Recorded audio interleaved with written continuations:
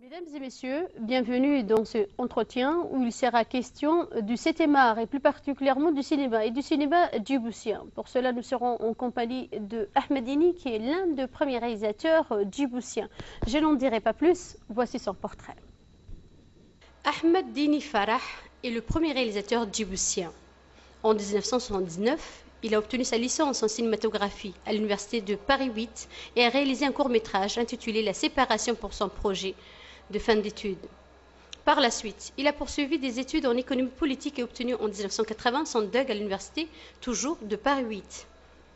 En 1980, il est devenu réalisateur à la radio-télévision de Djibouti et s'est consacré à des réalisations diverses telles que des téléfilms, des documentaires, des journaux télévisés, des sketchs, j'en passe.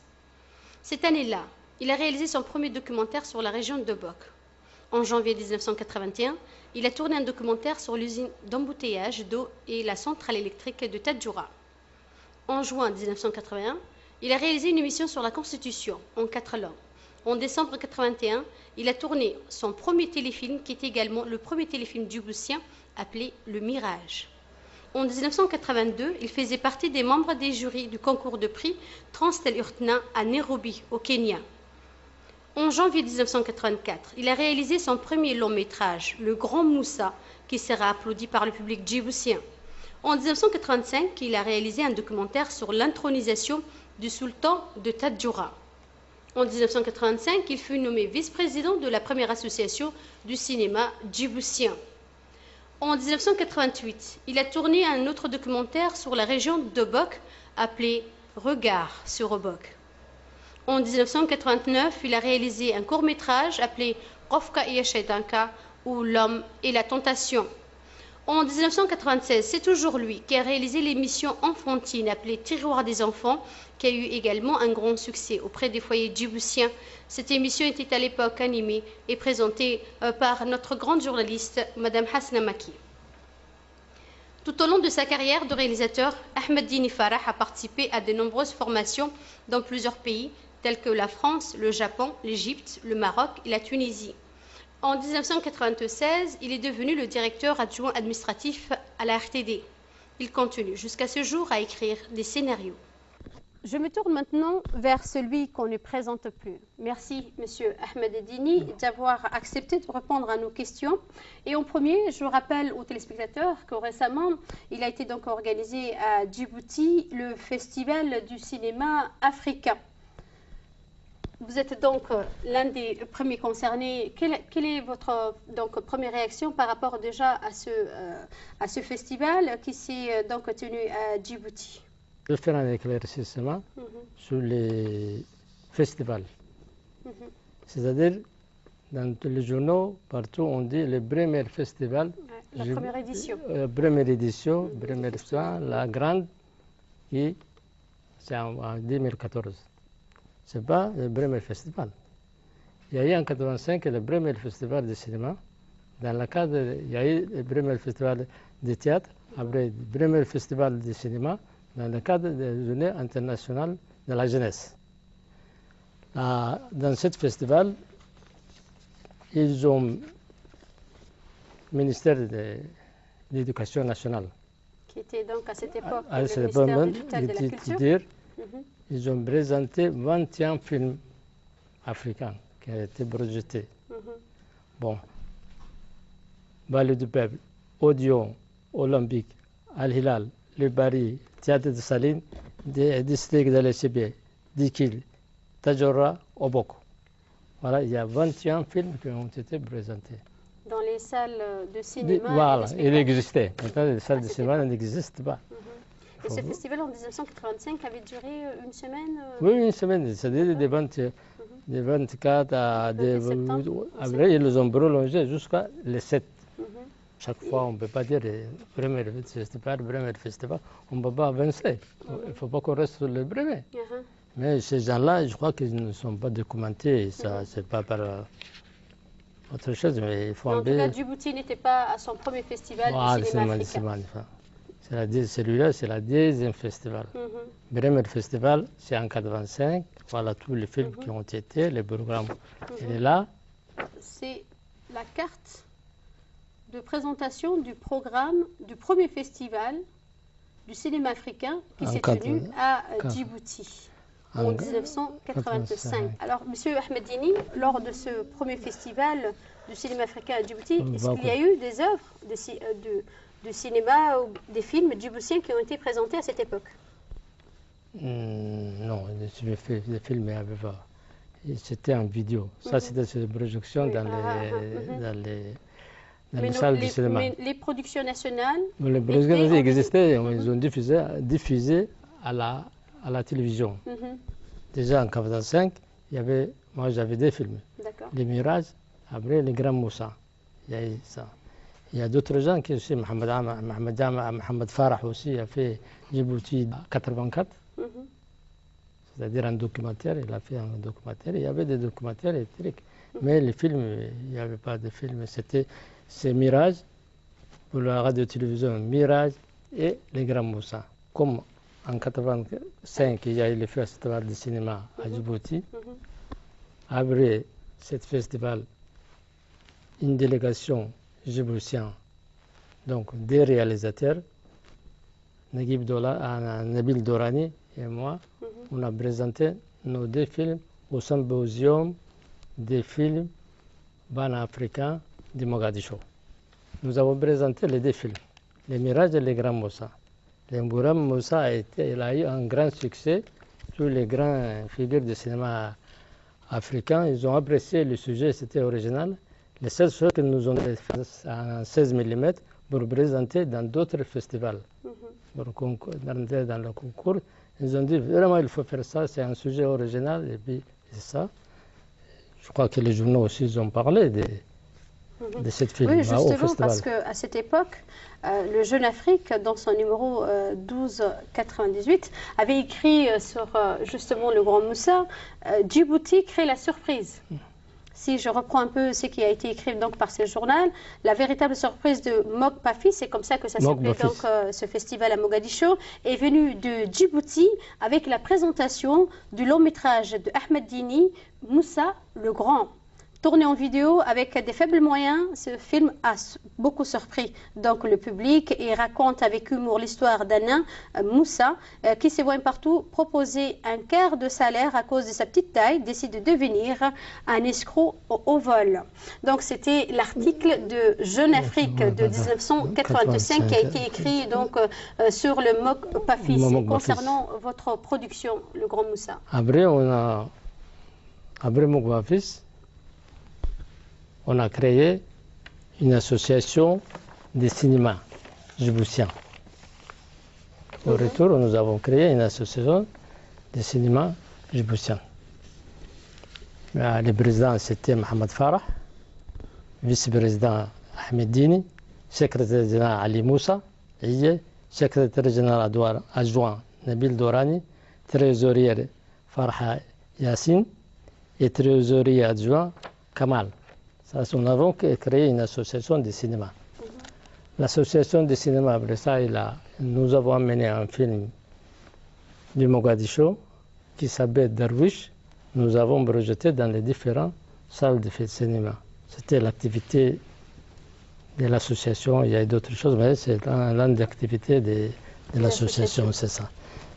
Par la même occasion rappeler au public que vous étiez l'un des premiers réalisateurs djiboutiens et que dans les années 80, donc vous allez nous en parler un peu plus, vous avez réalisé un long métrage, des courts métrages, en tout cas des films djiboutiens qui relataient un peu des problèmes de société et destinés donc aux djiboutiens. Il y a eu Le Mirage, c'est le premier film. En 1900 En 1981. Le premier film djiboutien, c'est ça. Ces films racontaient la contraction culturelle. C'est un film en langue afar. En langue afar. Entre les mariages urbains et les mariages de la brousse. L'histoire, c'était, au début, c'est simple, mais après, c'est un peu... C'est vous, en fait, qui avez écrit le scénario de ce film? C'est Omar Khalif, on en fait ensemble. Après, la fille... Le père l'amène chez son frère, il reste longtemps, il s'adapte, il devient une citadine, il change de comportement. Un jour, son père il vient, allez, je vais l'amener en Brousse, il va se marier avant. Pour la marier Pour la marier, avec son cousin maternel. L'oncle, son frère, l'oncle a résisté, il a dit, il faut laisser la fille, maintenant il ne veut pas aller à la... Non, il a dit, parce qu'on m'a donné, moi il faut que je donne. On m'a donné sa mère. Sa mère, moi je donne. Il faut que je donne ma fille. Ah, c'était ça. Ça l'histoire, c'était ça. C'était un peu montré à l'époque, en 81, juste avant 80, et ça existait, même les filles qui sont brûlées à cause de ça. Des mariages forcés. Des mariages forcés, et ça. Bon, après, certains m'ont dit, vous n'avez pas à aller au fond. Hein, parce que le film se terminait avec le départ. Avec le départ. La fille vers la brousse. La fille, elle a accepté la décision de son père.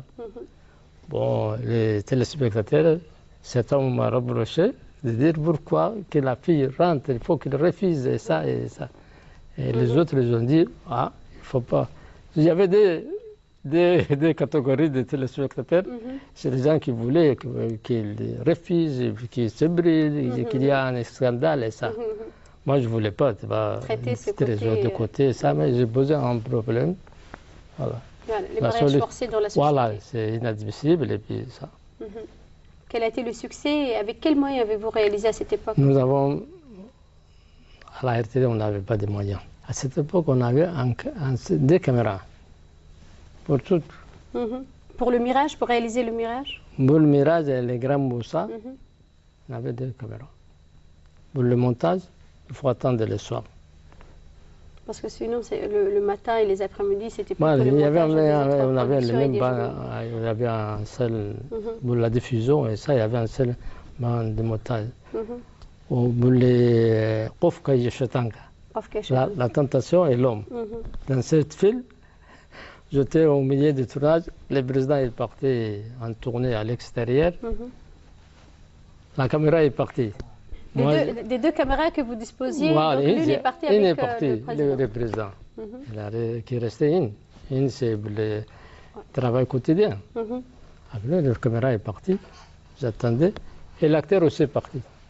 C'était qui l'acteur? Abdurrahman. Abdurrahman. Lui aussi, il est parti. C'est un drame pour moi.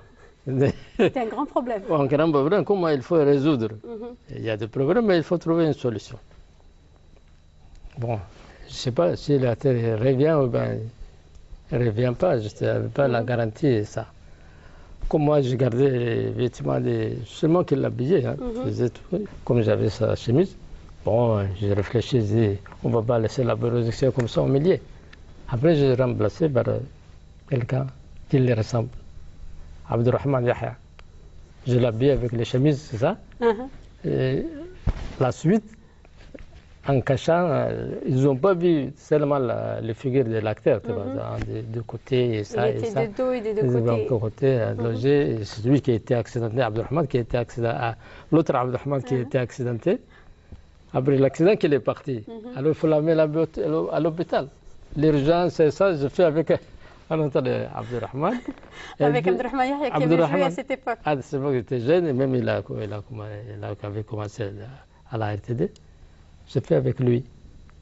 C'est une personne qui connaît. Maintenant, je te dis. Et personne n'a remarqué. Personne qui a dit il y a un autre acteur qui a une personne. J'ai triché un peu, tu vois. Il fallait que tricher. Oui, il fallait. Je suis obligé de tricher. C'était la solution. Voilà, la solution. Ce que je veux savoir, c'est les moyens que vous disposiez. C'est vrai que vous avez deux caméras qui, également, ces deux caméras étaient partagées avec les tâches quotidiennes de la RTD. Vous avez également, mais quels sont les moyens financiers que vous disposez? Qui vous a aidé pour réaliser justement ces films?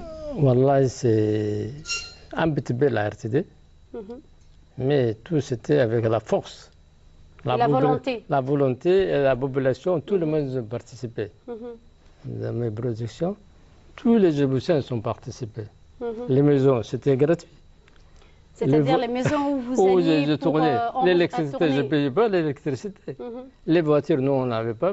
Les amis me transportaient, mes acteurs. Et tout était ouvert. C'est la production avec la solidarité de des Djiboutiens qu'il y a eu ça. Le peu de moyens de l'époque. Moi, je n'avais pas de moyens. La RTD n'avait pas de moyens. de payer ces gens-là.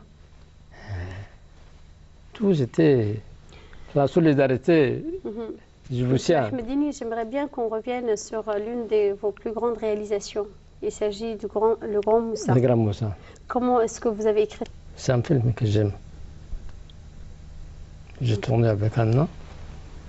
Au début, on m'a dit, oh, tu tournes avec Anna. Moi-même, moi et l'ancien agent comptable, on s'est battu sur ça. Il a dit, tu as mis dans le monde, tu n'as rien trouvé qu'Anna, tu vas gaspiller tout, peu d'argent qu'on te donne, ton film sera ça va pas marcher? Ça va marcher. Moi, j'ai dit, c'est pas ton problème. Après, le directeur, Mohamed Jama, il a dit, c'est pas ton problème, tu laisses. Si son film tombe à l'eau, c'est lui, qui est responsable. Laisse-le, qu'il tourne, on va voir les résultats. Vraiment, c'était un film que j'aimais. Les gens qui tournaient aussi.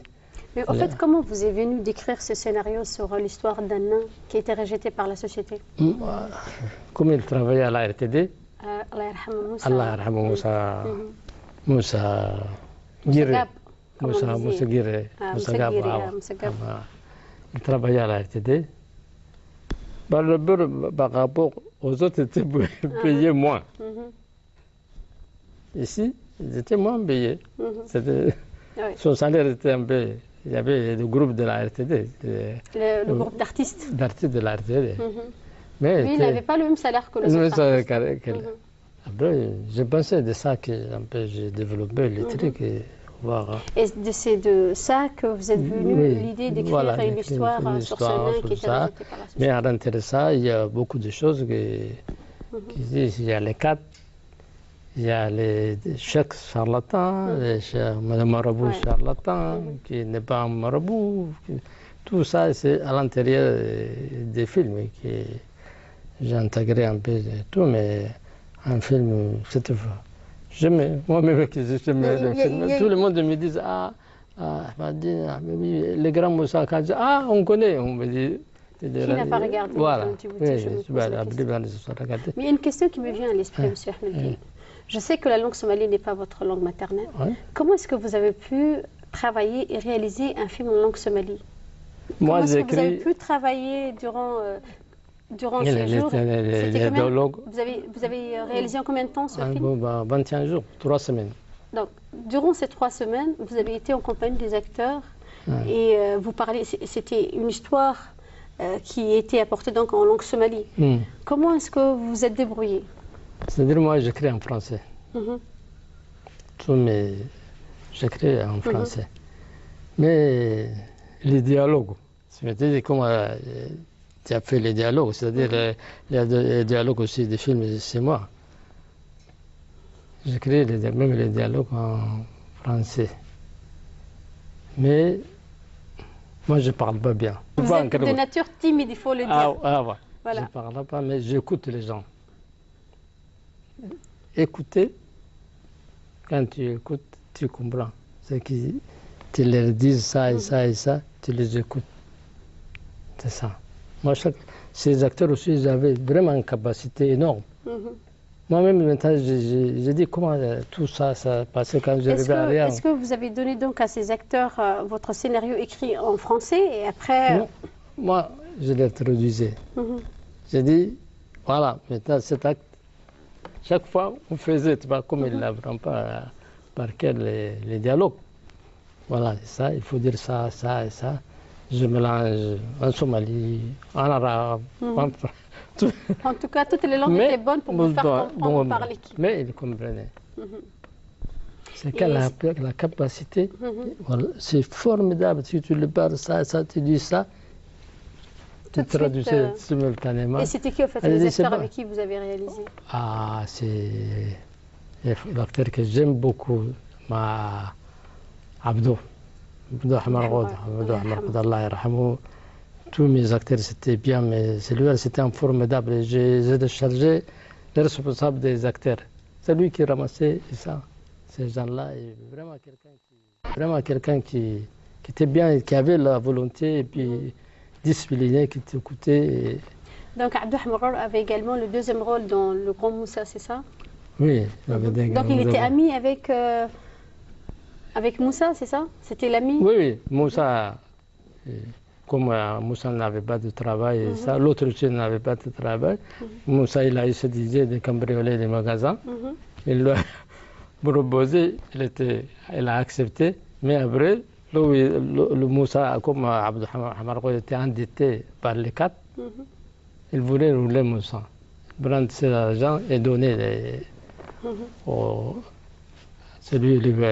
marchands de quatre. Il y a les garçons des restaurants, il a entendu quand Abdou disait ça, il a averti Moussa. Moussa l'a mis en piège. Et c'est là qu'il a été pris dans le piège. J'ai été pris dans le piège, j'étais arrêté, emprisonné. Là aussi, on m'a dit, à la fin, il fallait laisser Moussa aussi rentrer en prison. On l'a attrapé à la fin du film. Il fallait que l'acte, en quelque sorte, reste impuni. Oui, certains disaient pourquoi tu l'as. Il fallait qu'il. Pourquoi tu l'as arrêté? Parce qu'il est généré, l'argent qu'il a pris, qu'il a cambriolé, il donnait aux gens. Tu vois, les téléspectateurs me disaient qu'il fallait les laisser. Comme ça, il s'évade. Non, j'ai dit, quel que soit. Il a fait quelque chose, il a volé, ça. Alors, il faut qu'elle rentre en prison, il faut qu'on l'arrête. Il n'était pas au-dessus de loi, voilà. Même s'il avait été victime de l'injustice voilà, de la société. Sûr, mais vous avez également dans ces films traité le maraboutisme. Voilà, les marabouts en fond. Et également les produits, les produits éclaircissants. À l'époque, il n'y avait pas, tellement c'était au début. Les produits éclaircissants, au début, il y a des gens qui sont brûlés, les fikir.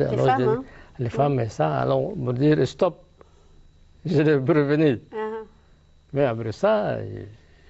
Aujourd'hui, c'est entré dans. Ça rentrait dans les trucs, mais moi je dis il faut s'arrêter.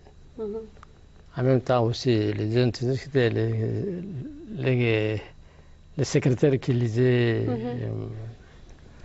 là au bureau et ça, on m'a dit oh, Ahmed, tu nous traites ça.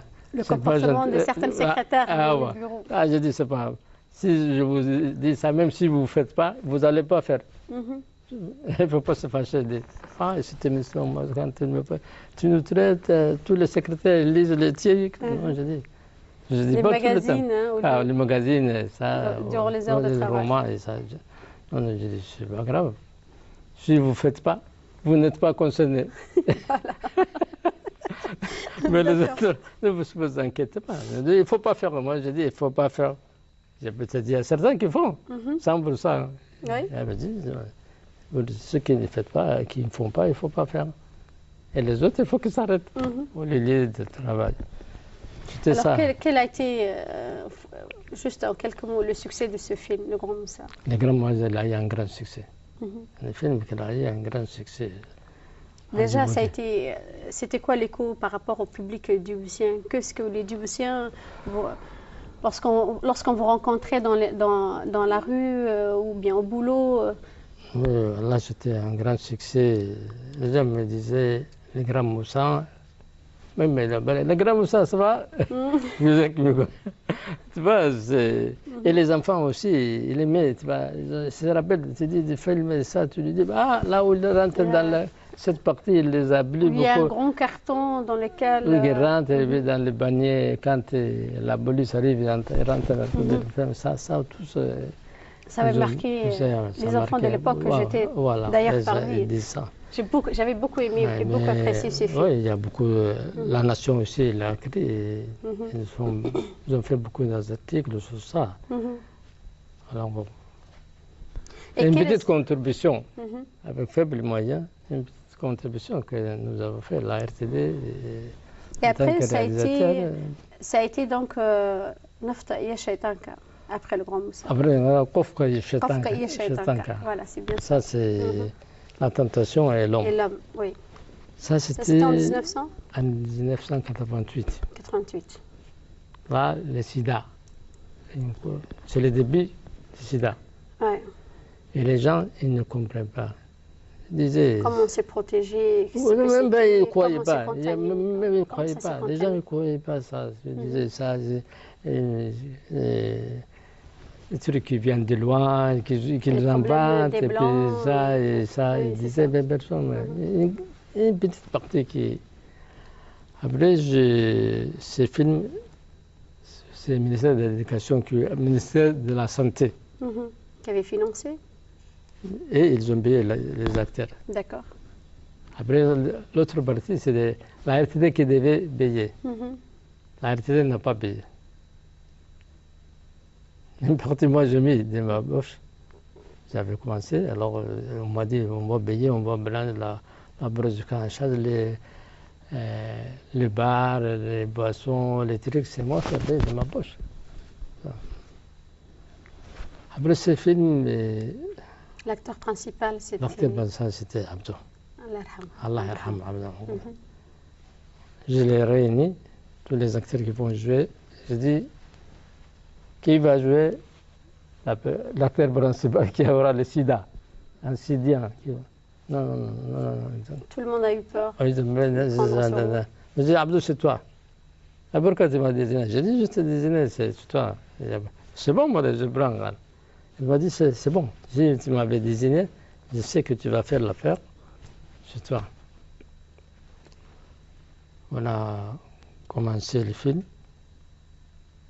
Dans ce film, il y a lui qui, avec ses amis, tous les soirs, il rentrait tard. Il fréquentait les bars et ça. Il disait à sa femme, je travaillais, je faisais du travail, ça. Une soirée, il téléphone, son téléphone ne répond pas. Il vient, voilà, tu as fait ça. Chaque fois, il lui avait dit, il y a cette maladie et ça, il faut rentrer. C'est la femme qui l'est sensibilisée sur ça. Oui, sur ça. Lui, il disait, tu écoutes les journalistes, les journalistes, quand on n'a rien, ils dramatisent l'affaire. La maladie, il existe. Toutes les maladies, il y a des milliers de maladies dans le monde. Et lui, il n'écoutait pas. Un soir, comme ça, il téléphone, il n'était pas dans son bureau. Il vient, il dit j'étais au boulot, et puis il y a eu un bagarre, et puis ça. Il l'a divorcé. Il a demandé le divorce, et il y a eu le divorce. Après ça, il y a avec son ami, ses 10 amis, ils sont venus pour lui dire non, on arrête. Il a dit écoutez, vous ne prenez pas de décision tout seul. On va prendre un café, et ça, on va discuter. Entre-temps, son ami qui est blessé. La voiture l'a écrasé. On l'amène à l'hôpital, il faut amener du sang, on découvre qu'il a le sida. On lui a dit ton sang, c'est pas bon. Il a le sida et ça. Après, Abdou est devenu malheureux et ça. Il voulait revenir. C'était la galère d'une personne qui apprenait qu'il était atteint. Vraiment été triste et ça. Il voulait revenir. Au voisin qui, l'autre jour, qui a intervenu, il a dit, je vais revenir à ma femme, et j'ai fait tout ça. Il a dit, c'est trop tard, moi, tu as un sida, je ne vais pas t'amener chez toi. Voilà.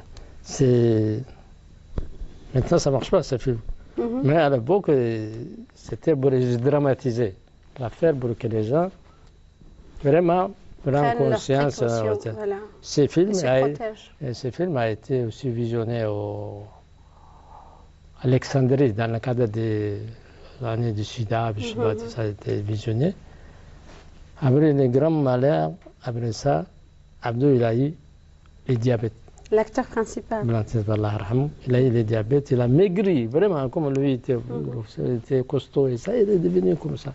Les gens disaient qu'il a le sida.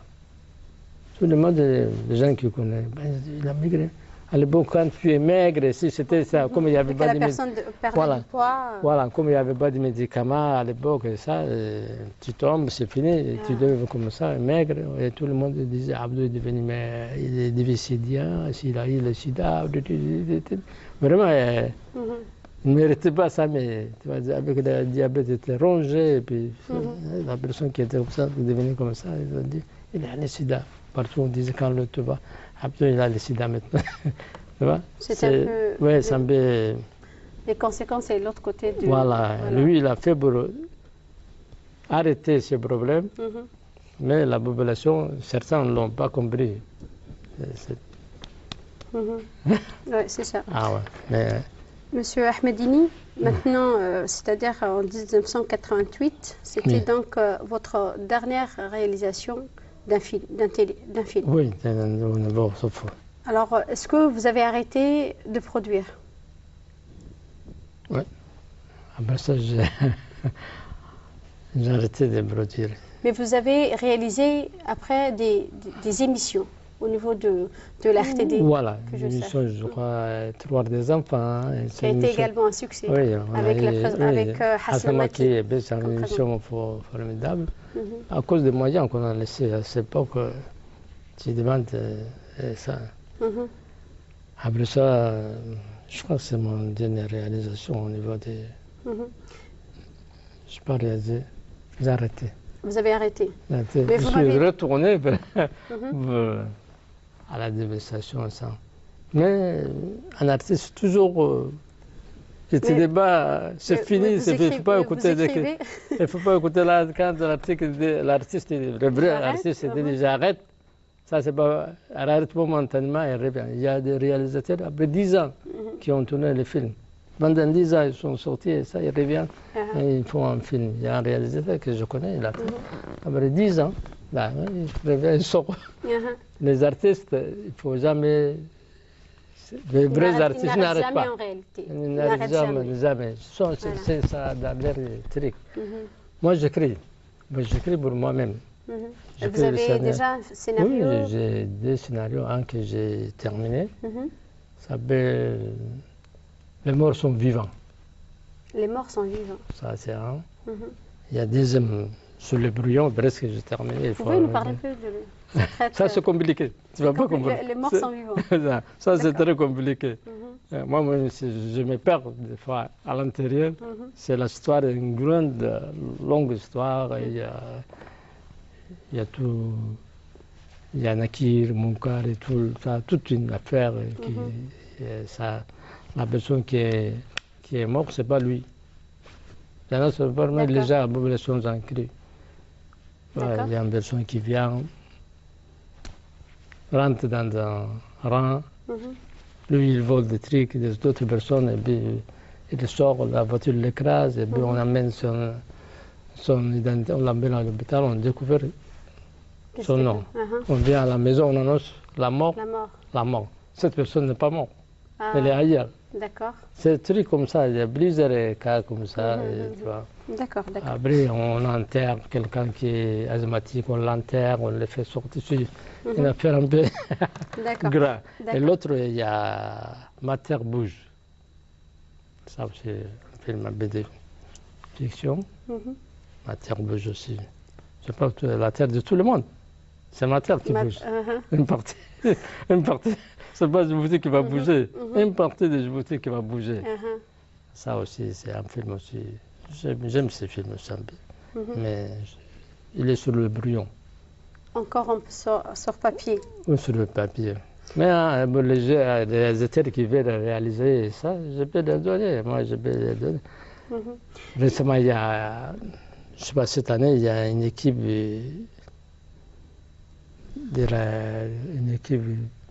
qui sont en Bénin. Il y a 3 personnes, 3 étudiants qui ont fait leur master et cette année ils rentrent. Ces gens-là, ils font d'autres gens. Ils ne peuvent pas produire ces produits. C'est un peu compliqué, mais je peux les aider au fur et à mesure que ça, moi, c'est fini. La réalisation, j'ai arrêté. Mais j'ai créé. Il y a une question qui me taraude. Donc, vous avez réalisé dans les années 80, avec le peu de moyens, comme vous le disiez, ces films, ces fictions. Comment peut-on expliquer aujourd'hui, avec au niveau de l'RTD ou ailleurs, qu'il n'y a aucune production, c'est-à-dire de long métrage ou de court métrage à Djibouti? Ça, c'est la volonté. Deuxième, il faut qu'il y ait une structure institutionnelle d'audiovisuel et cinématographique. L'État doit intervenir dans cette affaire. Le ministère de la Culture, il faut qu'il crée un département pour promouvoir le cinéma, qu'il intervienne l'État. En ce qui concerne tout ce qui est avec les volontés qu'on fait, ça va avancer. C'est-à-dire, une fois tu es fatigué, tu produis avec tes petits moyens et ça te bloque. Mais il faut que les gens aiment. Et la volonté. Il ne faut pas mettre l'argent. L'argent, il vient. L'argent, c'est un moyen. Mais je dois faire ça. C'est la volonté d'abord. Je dois faire ça. Moi, dans mes films, les vêtements, ça, c'est mes vêtements. Je donne les acteurs. J'amène de la maison pour les... Ça. Il faut cette volonté. Il faut aimer. Il faut aimer, il faut dire que je vais faire pour ce pays quelque chose. Chacun, il fait quelque chose. Oui. Le monde, on ne crée pas. Dieu même, il a créé, 7 jours, il a mis. Il pourrait mettre tout une seule fois. Mais chacun, il laisse quelque chose. Moi, c'est fini, je laisse. Il y a d'autres des jeunes réalisateurs qui vont faire ça plus que nous. Oui. Et des films mieux que 10 fois, 20 fois, ils vont faire. Ils auront des moyens. Tout ça, ils ont des moyens. Maintenant, il y a l'université. Il y a des universitaires qui sont dans ce domaine. Il faut que... C'est pas pour travailler. Pour travailler, je cherche... Non. Il faut détecter les gens qui aiment ce métier. Il faut les aider. Les former et les aider pour qu'ils rentrent dans les mers djiboutiennes. Je me rappelle qu'il y avait eu dans les débuts des années 2000 une autre grande production de la RTD avec le film Allah yarham, le comédien, l'humoriste djiboutien Gafani. Ouais. Où la RTD, c'était une production de la RTD. Oui, il y a des choses. Il y a des choses. Il y a des choses, mais il faut qu'il y ait des choses continuellement, qui avancent. Oui. En 85, on a fait le festival de cinéma africain. Avec 19 ans, si on fait le deuxième, le temps court. C'est vrai. Et même après 19 ans, on dit c'est le premier, et puis si on s'arrête sur le premier, c'est... Juste pour conclure, M. Ahmedini, que peut-on souhaiter au cinéma djiboutien? Wallah, j'ai l'espoir. J'ai l'espoir. Les Djiboutiens, un jour, il y aura des réalisateurs djiboutiens qui vont produire, qui vont participer au Festival international du cinéma. Et également les structures. Les structures pour aider, accompagner ces gens. C'est comme ça, il faut qu'il y ait une structure. Récemment, il y avait un atelier sur ça, le ministère de la Communication, avec une consultante qui est venue. On a fait un bon travail ensemble, et tout le monde a participé sur la production, la structuration de ça, et tout. Il y a un grand typique. Je ne sais pas après ça qu'est-ce qu'ils ont fait. Ils devaient faire le rapport et bien envoyer au ministère de la Culture, de l'ancienne communication et culture. Donc il faudrait une structure. Les structures, l'État intervient.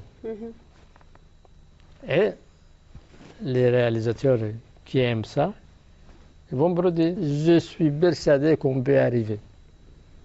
C'est sur cette note d'espoir pour le cinéma djiboutien que se termine cet entretien. Merci M.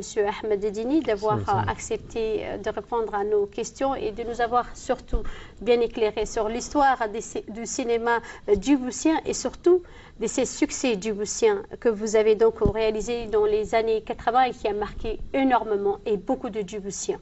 Nous dirons également un grand bravo à cette équipe qui a organisé le ministère de la Culture, mais également aux hommes et femmes qui ont réalisé ce festival du cinéma djiboutien récemment donc à Djibouti avec la collaboration de l'Institut français de Djibouti. 3 réalisateurs ont présenté au public leur réalisation. Un très grand bravo donc à ces Djiboutiens et donc ainsi prend fin cet entretien. Merci à vous de l'avoir suivi.